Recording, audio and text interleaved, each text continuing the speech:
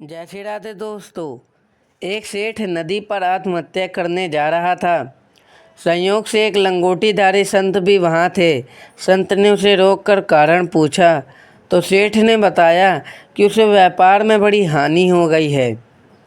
संत ने मुस्कुराते हुए कहा, बस इतनी सी बात है, चलो मेरे साथ, मैं अपने तपोबल से लक्ष्मी जी को तुम्हारे सामने बुला दूंगा, फिर उनसे जो चाहे मांग लेना। सेठ उनके साथ चल पड़ा।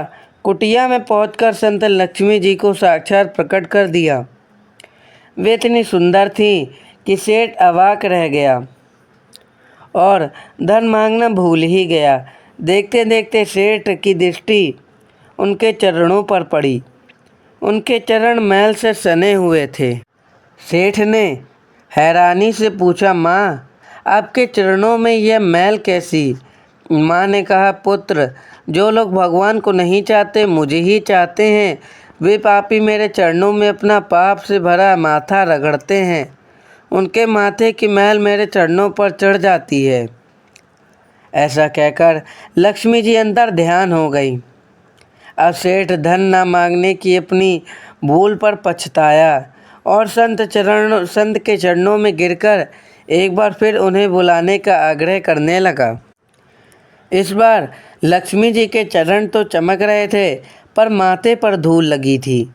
पुनः अवाक होकर सेठ धन मांगना भूलकर पूछने लगा। सेठ ने पूछा, माँ, आपके माथे पर यह मैल कैसे लग गई? लक्ष्मी जी ने कहा, पुत्र, यह मैल नहीं है, ये तो प्रसाद है।